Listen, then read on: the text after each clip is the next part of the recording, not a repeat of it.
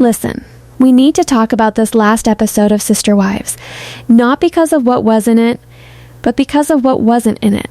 What was revealed, the spice I didn't see, or the fact that in the summer of 2025, up until the day Janelle went to a group of men who are criminals at an illegal church with men who have more than one wife, from a man whose wife is, suing him to get freedom from Kody. A piece of paper that said this man had the power to break someone's eternal tie. It's hard to imagine someone thinking they have that much power. Can you picture a mortal person thinking they have the power to cut off an endless link with someone? Does that mean this person thinks they're God? And listen, I know that Mary got this release and Janelle got the release, but you know what really doesn't sit well with me? Is that there's no counter to how silly these releases are. How silly is it for Janelle to go back to a church she hasn't been to in over 10 years?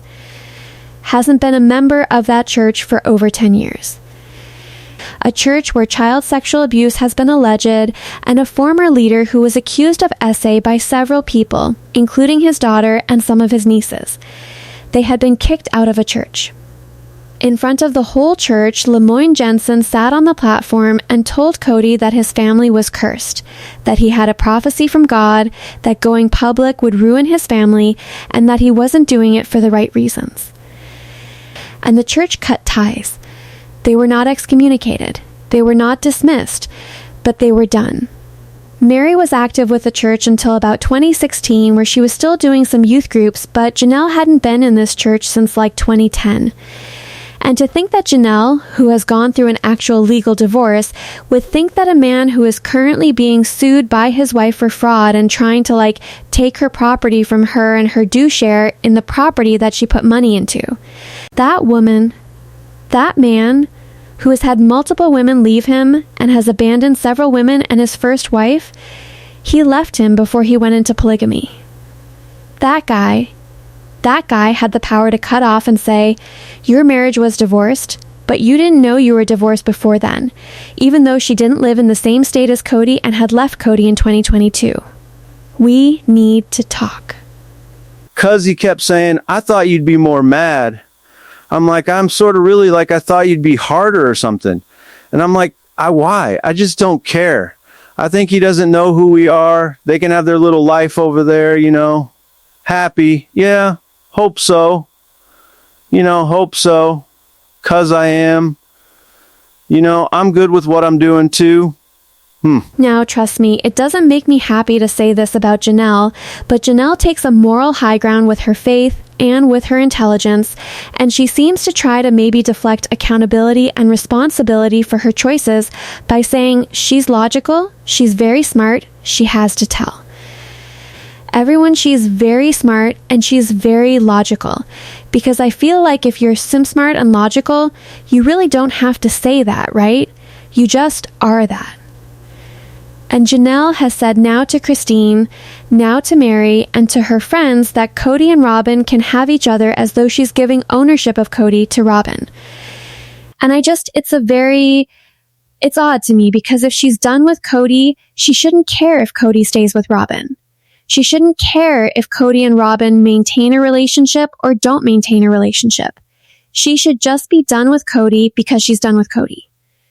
But part of me feels like if Kody hadn't played favorites, and if Kody had just kept whatever equality she had been okay with before, which wasn't very good to begin with, she would have stayed. I think each of their differences for leaving were each one of them had different reasons for leaving, right? And I think they each had different breaking points. I think for Christine, she did not believe in the religion anymore. She didn't believe in the church anymore. She was done with it. And once Kody cut off physical connections with her, she had no reason to stay because she didn't believe in the faith. Kody cut off their intimate interaction. He stopped being there for her children. He wasn't there for her daughter's surgery.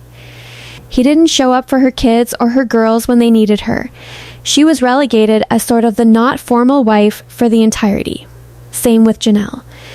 But her stance was, well, Kody doesn't want me, and I don't want to be second best. I don't want to stay in a sad place, and he gets to have happiness, and I don't. I'm out. And her breaking point, she says, was when Kody doesn't show up for Isabel in surgery. And in COVID, she learns that she can actually do all of this on her own. Mary gets a divorce, a legal split in 2015. I think at this point, she might have wanted to leave him, but she doesn't. She stays in a loveless marriage for 8 years as Kody leads her on. And for Mary, her choice to leave comes with her not wanting to continue to stay in a loveless marriage where there was no hope for reconciliation, where she knew that it was never the family unit was already dissolving and it wasn't going to be dissolved. She had this trust in her faith and this commitment in her faith. And even in this show, she made a comment about how she was 19 and she had felt like she needed to stay committed to a decision she had made when she was 19. And it took her a long time to let go of that and understand she didn't have to stay committed to a choice she had made when she was essentially a kid. She could move on. And so she moves on when Kody's made clear that he doesn't want her. But in truth, I don't know that Mary was really trying to reconcile with Kody outside of what we were seeing on the show, right? Mary leaves the church. She doesn't believe in it anymore. And then Kody takes her wealth from the sale of her home and gives it all to Robin so Robin can have a mansion. And then tries to say, after don't giving so much of her money to the family, that she would only get 2 acres on Coyote Pass.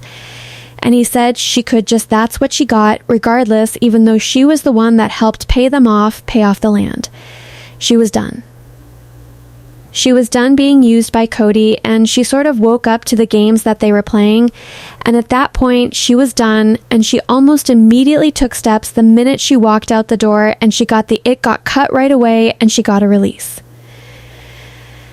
But Janelle was different. Janelle only left after a fight, and she didn't really even leave after a fight. They had a big public fight. There was never on camera a talk that it was over. Nothing. She didn't even really recognize that it was over to Kody. So, they have a big fight around Christmas. It's related to the kids. It's Kody telling her she needs to be more like Robin, be more obedient, and be more submissive. She's angry because she gave money, her own property from her home in Vegas, to Kody and Robin as well. Kody won't build her house on Coyote Pass. She won't get family money for it. He won't pay off the house. And she's living in an apartment at this point. And Kody's living in a house. And she has children that are completely separated from him, and he's bullying them. And so she doesn't talk to Kody, but for months doesn't say that they're over, just says that they had a fight. Then doesn't really have an official fight talk with Kody that they're over. And up until last season, Kody was trying to reconnect with her. Up until practically the end of 2024, Kody was trying to reconcile with her even though she had moved to North Carolina. Even though she started moving to North Carolina in 2023 and didn't live in the same state as him longer, she still considered herself with Kody up until the release of her marriage. So, she didn't live in the same state as him. She hadn't kissed him in like 3 years. They were still only mentally bound, right? But I kind of felt like, based on some of the statements she's made about how they can have him or she can have them, they can have each other, that had Kody come to his senses and realize that she could be her and he could be him, and they didn't have to be like Robin, that it would get back to normal and that she would go back. And I think that's why it took her 3 years to get a spiritual release. But it's still wild that she went to get a spiritual release and couldn't just say that their marriage was over when it was over. It was obvious it was over. But what this show taught me was that Janelle didn't think her marriage was over. She considered herself married to Kody until Dave Watson said she was released, which is wild given Janelle's a logical and pragmatic person. I just like there's too many things I got to get the farm going. I really need to like either some things I just want before I even think about it.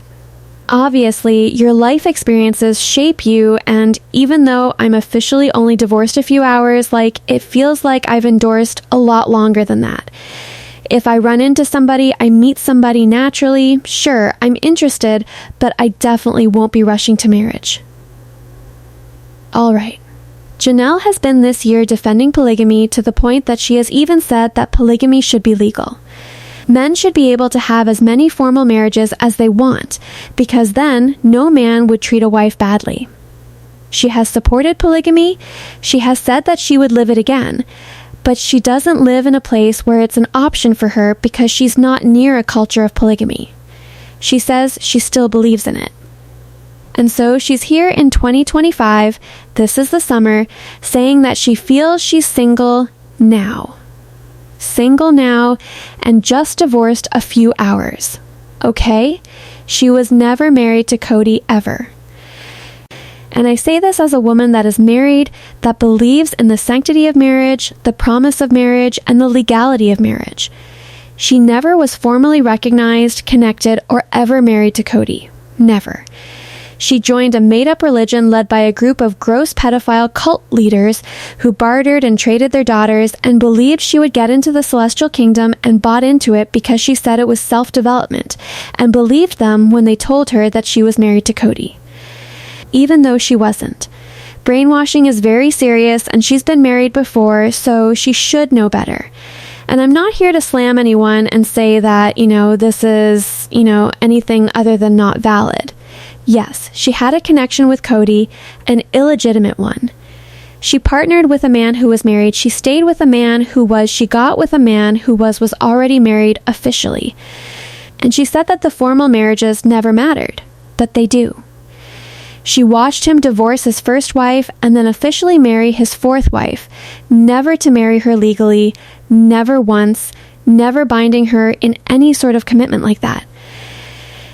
And yet she still thought she was married when he never married her and he never married Christine.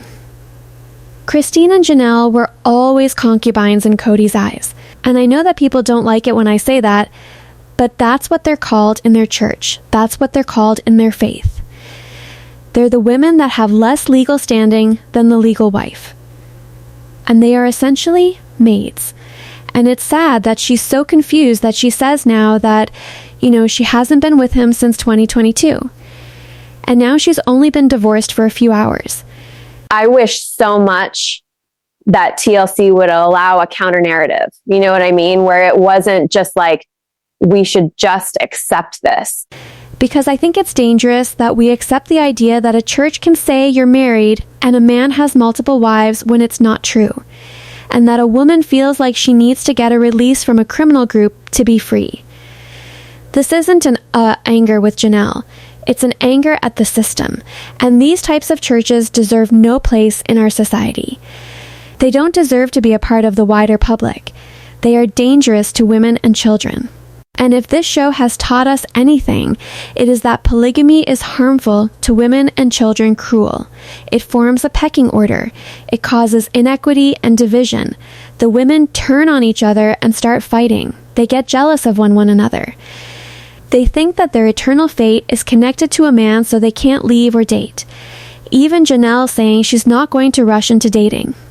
I would hardly say she's jumping into anything, because she hasn't been with Kody since 2022.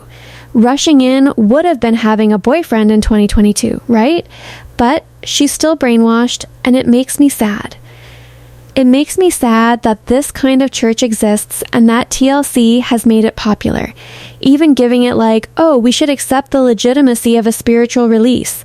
No, we should be recognizing how abusive it is that she even had to go to a guy and ask for a release. And it's cruel to tell a woman that's not a wife that she's a wife. And it's cruel to tell a woman that in order to get to heaven, she has to allow her husband to share and have other women. And that in doing so, she'll become a better person. It's abusive to tell a woman that she will only be able to become better if she can get over her jealousy and deal with the pain and endure it, and then she'll get into heaven, and then she'll become a goddess in a kingdom. That's rude. And I just hope that with distance and time and room, Janelle can wake up. But I find it really troubling that Janelle is giving people advice and having people pay for her to be a life coach when she is clearly still so indoctrinated and so brainwashed and so clearly misguided. I hope she gets help. I hope she gets help. I hope if she's done with the show, she is done and she walks away. But I hope this is like a moment for all of you to realize that none of this is for the greater good. All of these women are victims, even Robin, and this has just been a colossal experiment that has failed and revealed abuse while making it popular to be a polygamist when it should never be popular. So, what are your thoughts? Tell me in the comments below. Make sure to give this video a thumbs up. Make sure to subscribe to my channel if you haven't subscribed and click the bell so you never miss a video. Thanks so much for watching. Bye, besties.